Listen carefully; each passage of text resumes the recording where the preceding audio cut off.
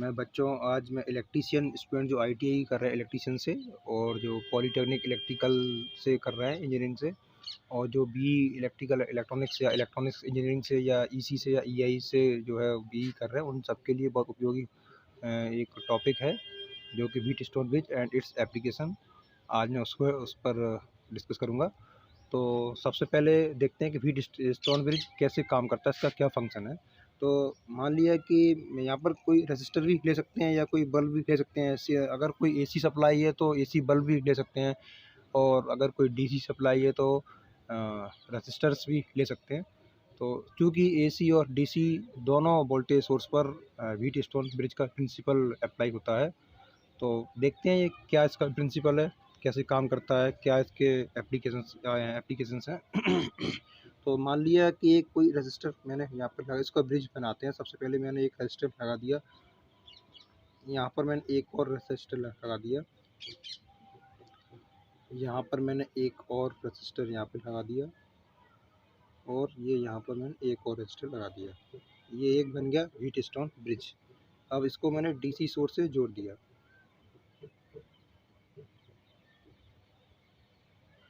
Plus minus battery से।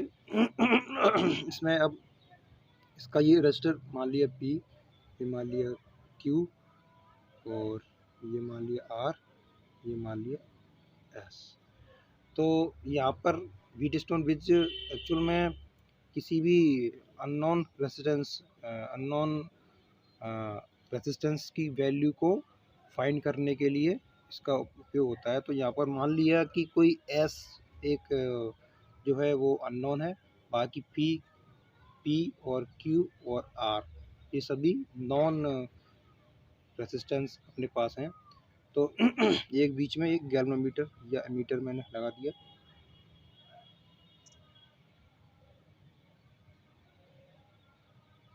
ये galvanometer लगा दिए मैंने बीच में, या फिर इसको बोल सकते हैं एमीटर भी बोल सकते हैं, तो या फिर ये वोल्टीमीटर भी हो सकता है। तो यहाँ पर मैंने लगा दिया गैल्वेनोमीटर। तो यहाँ पर गैल्वेनोमीटर से अब क्या देखेंगे, चूँकि व्हीट स्टोन ब्रिज मालूम है कि व्हीट स्टोन ब्रिज एक लो रेजिस्टेंस किसी भी सर्किट में उसका किसी भी वायर का या किसी डिवाइस का रेजिस्टेंस मेज़र करने के लिए इसका उपयोग होता है, एक्यूरेट मेज़र करता है। तो मान लीजिए यहाँ पर एस जो है वो अननोन है, और बाकी पी क्यू आर वो सभी नॉन रेसिस्टर्स हैं। तो तो ये जो अब देखते हैं यहाँ पर I1 करंट है, I1, और इधर सेम करंट I1, और इधर करंट I2,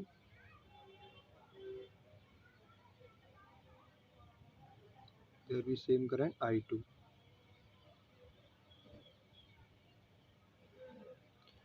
दोनों इसमें I करंट है। तो डीसी सर्किट में एक I करंट जो है, ये जो I आ रहा है इधर से, ये I करंट इस पॉइंट पे दो जगह बढ़ गया, I1 और I2 में। अब I1 P और Q रेसिस्टर से निकल रहा है, और I2 R और S से निकल रहा है। S की वैल्यू को अपन को फाइंड करना है, और P Q R की वैल्यू दी हुई है। तो ये निकालने का जब ही ये पॉसिबल होगा।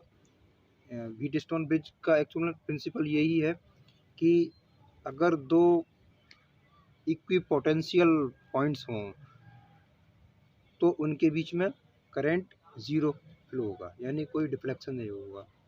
एनालॉग अगर इंस्ट्रूमेंट है तो वो कोई डिफ्लेक्शन नहीं होगा, अगर डिजिटल है तो ज़ीरो करंट शो करेगा। तो यहाँ पर गैल्वेनोमीटर मैंने एज ए एमीटर की तरह यूज़ किया है। तो अगर ये वाले पॉइंट जो है ना, इनको मैं ये मान लिया A, और ये मान लिया B, ये मान लिया D, और इधर वाला ये मान लिया C। ये जो नीचे वाला है ये पॉइंट है C। इधर देखिए जहाँ मैं इंडिकेट कर रहा हूँ, ये है C।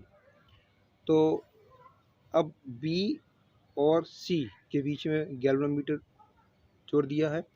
इसमें अगर डिफ्लेक्शन या करंट ज़ीरो होगा तो ही बी और सी सेम वोल्टेज पर होंगे। अगर सेम वोल्टेज पर होंगे यानी इक्विपोटेंशियल पॉइंट पर होंगे, दोनों के बीच का potential V B C zero होगा। ये कब संभव है? जब बी और सी का वोल्टेज सेम होगा। तो वोल्टेज सेम होने के लिए यहाँ पर शर्त ये है कि अगर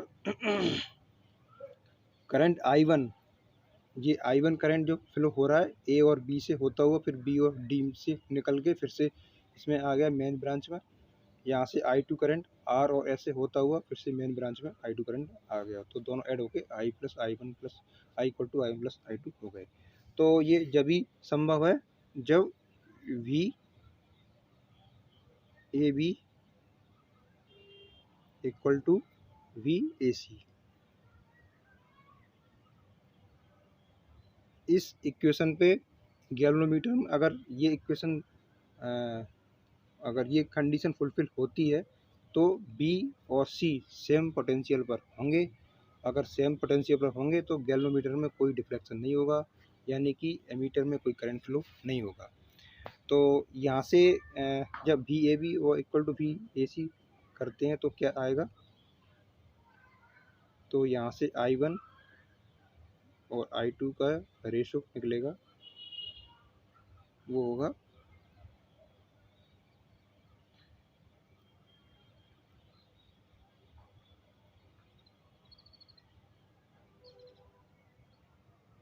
R अपॉन P। ऐसे ही V इनके बीच में पोटेंशियल इक्वल होगा, V B D equal to V C D. तो यहाँ पर एक रिलेशन निकल के आएगा I1 upon I2 equal to S upon Q। देखो यहाँ से एक चीज़ तो क्लियर है कि I1 और I2 R अपॉन P और I1 I2 S upon Q दोनों सेम रीडिंग शो कर रहे हैं। I1 और I2 का रेशो इसमें भी, और इसमें R अपॉन P आ रहा है, इसमें S अपॉन Q आ रहा है। तो इसका मतलब एक और नई इक्वेशन यहाँ पर लिखते हैं।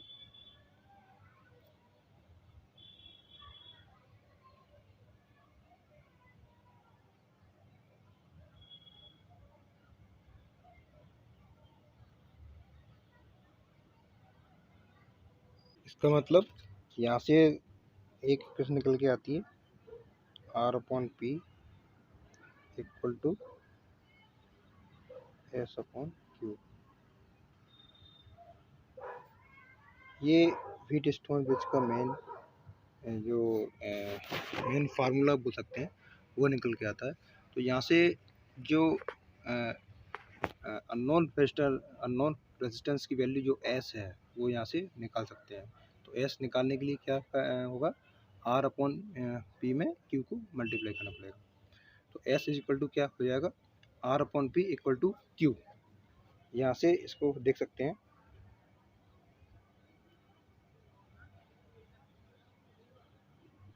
हमने देखा कि S equal to R upon P multiplied by Q,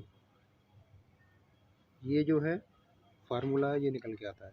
तो अननोन रेजिस्टेंस की वैल्यू S यहाँ से निकाल सकते हैं। क्योंकि अभी तक के पूरा डिस्कस किया, उससे मालूम हुआ कि व्हीटस्टोन ब्रिज केवल बैलेंस सर्किट के लिए बैलेंस्ड सर्किट पर वर्क करता है। मींस अगर दोनों पूरा जो बी और सी पॉइंट हैं उन पर अगर पोटेंशियल सेम है तो ही गैल्वेनोमीटर में डिफ्लेक्शन ज़ीरो होगा, यानी इसमें से करंट क्या आएगा? ज़ीरो। तो इसमें से करंट ज़ीरो होगा, तो इसका मतलब ये है। तो जब सर्किट बैलेंस होगा तभी एस जो अननोन रेजिस्टेंस की वैल्यू अपन निकाल सकते हैं। अनबैलेंस कंडीशन में व्हीट स्टोन ब्रिज अगर अनबैलेंस, इसका मतलब ये है कि BOC पर जो वोल्टेज है वो इक्वल नहीं हुआ, उसको बोलते हैं अनबैलेंस कंडीशन। उस कंडीशन में गैल्वेनोमीटर जो कि यहाँ पर एमीटर लगा रखा है उसमें कुछ ना कुछ डिफ्लेक्शन होगा या कुछ ना कुछ रीडिंग आएगी। तो उस कंडीशन में एस की वैल्यू को एक्यूरेट नहीं निकाल सकते। तो व्हीट स्टोन ब्रिज की जो है एक ही कंडीशन है कि जो सर्किट बैलेंस होना चाहिए, यानी कि BOC पर पोटेंशियल सेम होना चाहिए, तभी जी में मीन्स गैल्वेनोमीटर में डिफ्लेक्शन जीरो होगा, और उस कंडीशन में ही एस जो है ना लो रेजिस्टेंस की वैल्यू अपन निकाल सकते हैं। तो यहाँ पर व्हीट स्टोन ब्रिज को व्हीट स्टोन ब्रिज का ये जो कॉन्सेप्ट है, इसी कॉन्सेप्ट का उपयोग बहुत सारे मेजरिंग इंस्ट्रूमेंट में किया जाता है। बहुत सारी फिजिकल जो पैरामीटर्स हैं उनको मेज़र करने के लिए, जैसे टेम्परेचर, लाइट, स्ट्रेन, और बाकी बहुत सारे जैसे मैक्सवेल ब्रिज इंडक्टेंस मेज़र करने के लिए, शेयरिंग ब्रिज कैपेसिटेंस मेज़र करने के लिए, Wien bridge frequency audio frequency measure करने के लिए। ऐसे बहुत सारे जो ब्रिज हैं वो same Wheatstone bridge principle पर ही कार्य करते हैं। और इसका प्रिंसिपल एक ही है कि जो पोटेंशियल बी और सी पर या पैरेलल जो ब्रांच है ऊपर वाली ए बी और डी ब्रांच ABD, और वो नीचे वाली ब्रांच ACD, दोनों का जो पोटेंशियल किसी भी पॉइंट पर सेम होना चाहिए। ये तभी व्हीट स्टोन ब्रिज का जो है इसको बैलेंस सर्किट बोलेंगे, और तभी व्हीट स्टोन ब्रिज से कोई चीज़ को मेज़र किया जा सकता है। तो यहाँ हमने देखा कि व्हीट स्टोन ब्रिज का किन किन पैरामीटर्स में इसका उपयोग, किन किन मेजरिंग इंस्ट्रूमेंट में। इनके बाद हम इसका एनिमेटेड सर्किट भी देखेंगे, जहाँ पर मैंने कुछ इलेक्ट्रिकल बल्ब, जहाँ पर AC सप्लाई दी है मैंने, AC सप्लाई पे इलेक्ट्रिकल बल्ब पे मैंने एक्सपेरिमेंट किया है, और दूसरा मैंने DC सप्लाई दे के भी एक रजिस्टर्स कुछ लगाए हैं। तो मैं अभी आपको एक और सर्किट बताने वाला हूँ, एनिमेशन सर्किट बनाया है। तो यहाँ पर ये देखते हैं कि मैं आपको दिखाऊंगा कि सर्किट जो है ना कैसे बैलेंस है, कैसे अनबैलेंस है, और कैसे व्हीट स्टोन ब्रिज जो है कैसे इसको जो है ना अपन इसको बैलेंस करते हैं और कैसे अनबैलेंस करते हैं, और कैसे अनबैलेंस कंडीशन में किसी भी रेसिस्टर का रेजिस्टेंस एक्यूरेट मेज़र नहीं कर सकते, या बैलेंस कंडीशन में सर्किट को बैलेंस कंडीशन में करने के बाद कैसे अपन लो रेजिस्टेंस भी एक्यूरेट मेज़र कर सकते हैं व्हीट स्टोन ब्रिज की सहायता से। तो यहाँ पर मैंने, जैसा कि आप लोगों को दिख रहा है,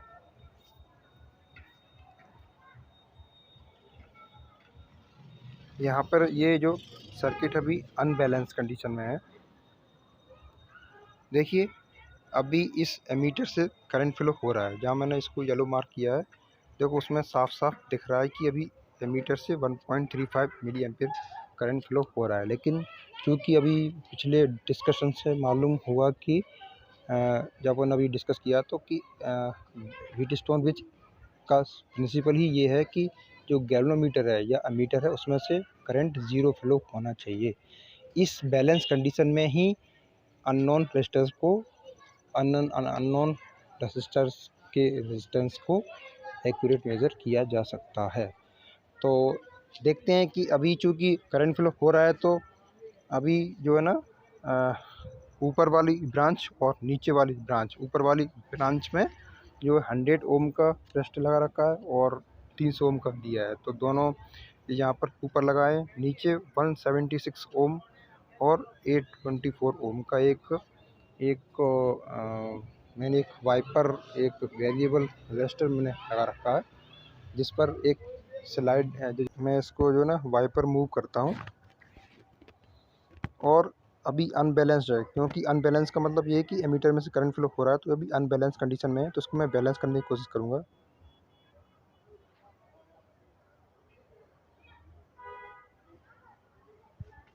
देखो अभी भी अभी 487 माइक्रो एम्पियर करंट फ्लो हो रहा है, तो इसको मैं ज़ीरो करना चाहूँगा अमीटर में करंट ज़ीरो होगा। इसका मतलब सिंपल सी बात है कि दोनों पॉइंट जो कि पहले के सर्किट में, इनको अपन मान सकते हैं यहाँ पर बी है और यहाँ पर वो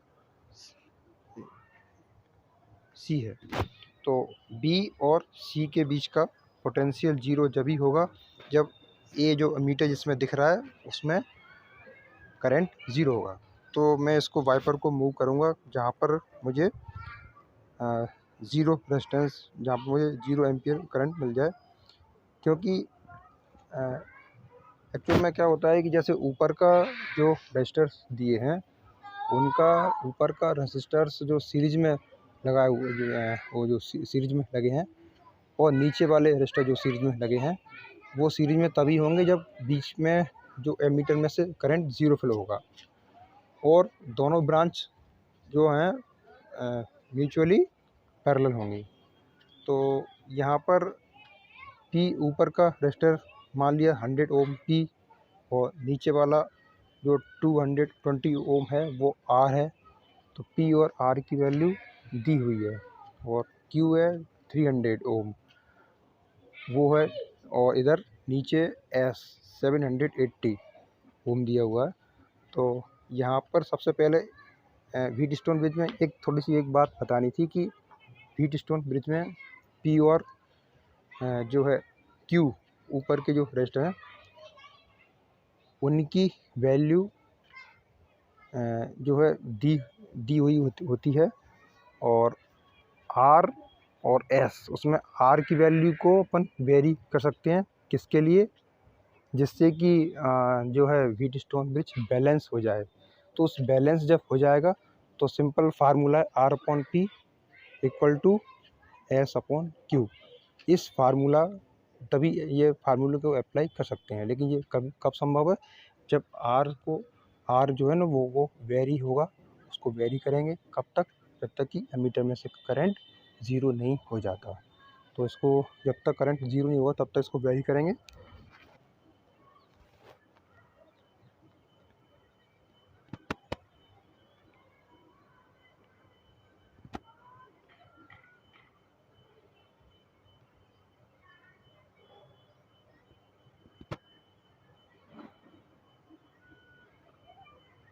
अभी भी इसमें 364 करंट फ्लो हो रहा है,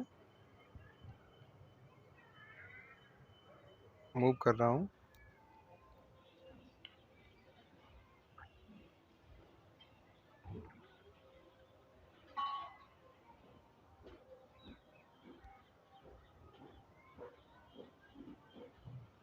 देखिए मैंने 250 पे इसको मूव कर दिया। तो 250 पर 250 मीन्स आर, जो कि इसकी वैल्यू अपन को मालूम है क्योंकि अपन ने वेरी किया है उसको 250 पर। तो ऑटोमेटिकली अगली जो एस की वैल्यू वो अपन को ज्ञात हो जाएगी। तो यहाँ पर देखते हैं कि एमीटर में अब करंट ज़ीरो आ रहा है, जबकि अब जो करंट है वो सीधा ऊपर वाली पैरेलल ब्रांच में फ्लो हो रहा है और नीचे वाली पैरेलल ब्रांच में फ्लो हो रहा है। अब चूँकि बीच में जो जहाँ पर 3 वोल्ट आ रहा है, इधर 3 वोल्ट और नीचे भी 3 वोल्ट। देखो 100 और 300 ओम के बीच में एक पॉइंट है जो कि एमीटर से कनेक्ट है। देखो वहाँ पर 3 वोल्ट बता रहा है और एमीटर से दूसरा पॉइंट भी 3 वोल्ट आ रहा है, यानी कि दोनों अब सेम पोटेंशियल शो कर रहे हैं। जब सेम पोटेंशियल होते हैं, जो कि उस सर्किट में बी और सी पॉइंट थे, तो इस बी और सी पॉइंट पर अब एमीटर में करंट फ्लो नहीं होगा क्योंकि दोनों बी और सी अब 3-3 वोल्ट पर आ गए हैं। ये इसका मतलब ये हुआ कि व्हीटस्टोन ब्रिज का सिद्धांत ये है कि किसी गैल्वेनोमीटर में या एमीटर में अगर उन पे वोल्टेज अगर सेम अप्लाई होता है या एडजस्टमेंट से या फिर वेरिएबल रजिस्टर से अगर वैल्यू को चेंज करके और इस ऐसे चेंज करते हैं कि दोनों बी और सी पर समान वोल्टेज डेवलप हो, इस कंडीशन में एमीटर में से करंट ज़ीरो फ्लो होगा और कोई डिफ्लेक्शन नहीं होगा। तो इस कंडीशन में देखते हैं कि ऊपर वाली ब्रांच में जो है रजिस्टर का 100 और 300 ओम का रेशो 1/3 है, नीचे वाली ब्रांच का 250 और 750, इनका रेशो भी 1/3 है। इसका मतलब ये हुआ कि व्हीटस्टोन ब्रिज में दो पैरेलल ब्रांचों के बीच में रेजिस्टेंस का रेशो सेम होता है, जिसको अपन फार्मूले के रूप में जान सकते हैं, जो कि अपन ने पहले देखा था, P/R इक्वल टू Q/S, या फिर R/P इक्वल टू S/Q। तो यहाँ पर प्रैक्टिकली देखा कि ऊपर वाली ब्रांच और नीचे वाली ब्रांच में रेशो बैलेंस कंडीशन में सेम रहता है। इसके अलावा यहाँ पर अगर इसको मैं अनबैलेंस करूँगा तो इसका एक और मेरे पास एग्जांपल था। इधर मैंने AC सप्लाई दी है 68.8 हर्ट्ज पे और 4 बल्ब लगाए। बीच वाला जो बल्ब है उसमें करंट फ्लो नहीं हो रहा है।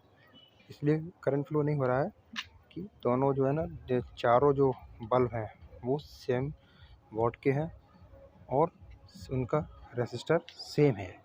उनका रेसिस्टेंस सेम होने की वजह से ही उन पे वोल्टेज, ऊपर वाला जो ब्रांच है और नीचे वाली ब्रांच, उन पे सभी बल्ब का रेजिस्टेंस, क्योंकि वोल्टेज सेम है तो उनका रेजिस्टेंस भी सेम होगा।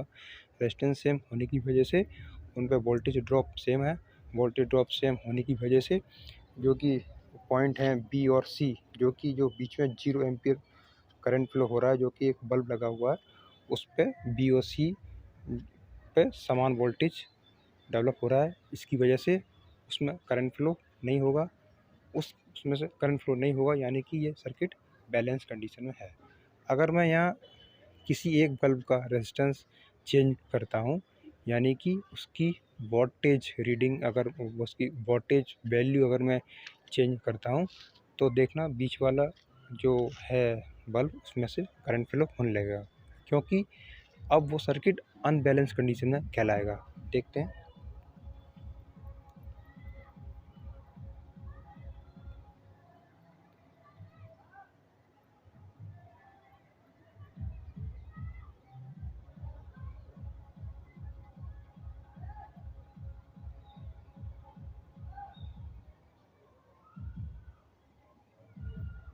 देखो, मैंने इसका वोल्टेज चेंज कर दिया, इसकी पावर सेटिंग मैंने चेंज कर दी। नीचे वाले जो बाईं साइड है, सबसे नीचे वाला बल्ब वो कम ग्लो हो रहा है, उसका मैंने जो है पावर रेटिंग चेंज कर दी है।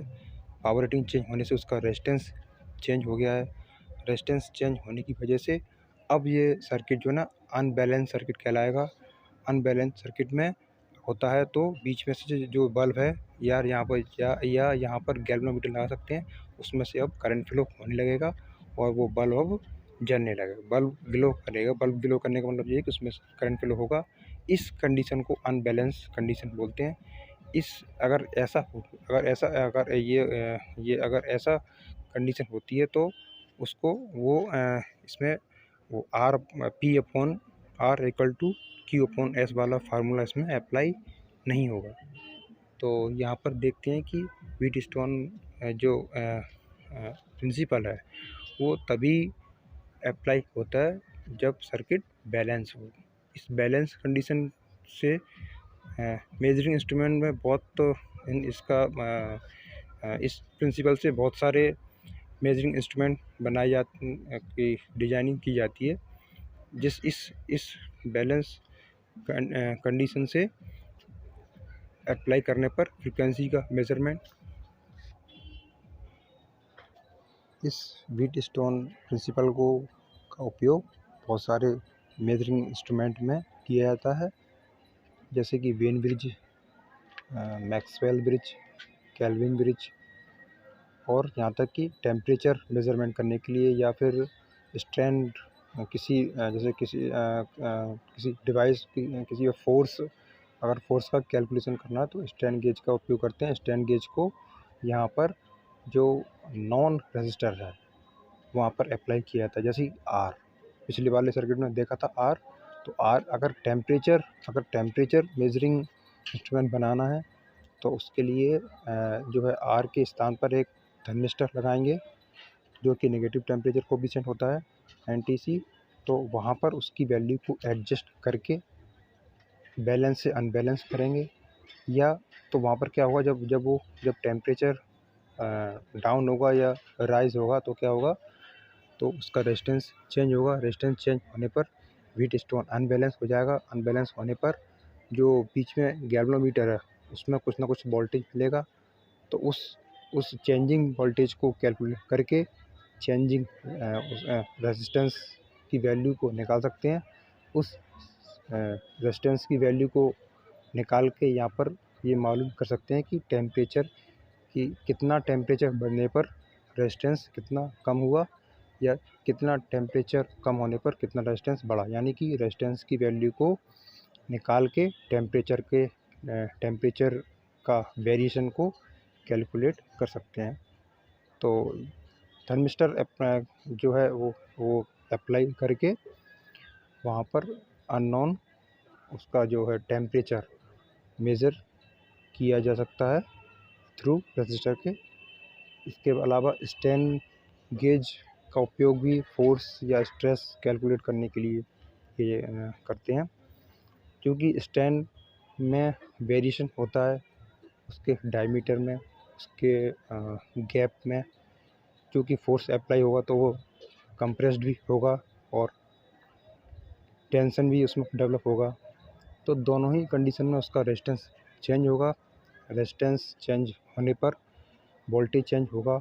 वोल्टेज चेंज होने पर कैलकुलेट कर सकते हैं कि कितना इसमें वेरिएशन हो रहा है, स्ट्रेन में कितना इसमें स्ट्रेन डेवलप हुआ। तो यहाँ चूँकि गेज फैक्टर यहाँ पर एक गेज GF एक गेज फैक्टर पैरामीटर है, जिसका उपयोग स्ट्रेन जो है फोर्स या स्ट्रेस कैलकुलेशन में किया जाता है। गेज फैक्टर इक्वल टू होता है delta R means change in resistance, delta R upon R divided by strain. Strain fix होता है, डेल्टा R चेंज होता है क्योंकि वोल्टेज चेंज होगा, उस गैल्वेनोमीटर के अक्रॉस वोल्टेज चेंज होगा। वोल्टेज चेंज होने से, क्योंकि जब स्ट्रेन अगर डेवलप होता है तो ब्रिज जो है ना बैलेंस से अनबैलेंस होता है। अनबैलेंस होने पर क्या होगा, वो जो गैल्वेनोमीटर के अक्रॉस वोल्टेज डेवलप होगा, उस वोल्टेज जो वेरिएशन को कैलकुलेट कर लेंगे KVL अप्लाई करके जो वोल्टेज लो, तो वहाँ से वो वोल्टेज जो वेरिएशन को कैलकुलेट करके resistance V equal to IR, तो R मीन्स रेजिस्टेंस में वेरिएशन को कैलकुलेट कर सकते हैं, क्योंकि रेजिस्टेंस के वेरिएशन को कैलकुलेट करके GF मीन्स गेज फैक्टर भी कैलकुलेट किया जा सकता है। तो इस तरह हमने देखा कि व्हीट स्टोन ब्रिज कैसे बैलेंस से अनबैलेंस और अनबैलेंस से बैलेंस होने पर पैरामीटर्स का कैलकुलेशन कैसे संभव है। इसके बाद अगला टॉपिक मैं अभी और बनाऊंगा इसमें वीडियो। नमस्कार।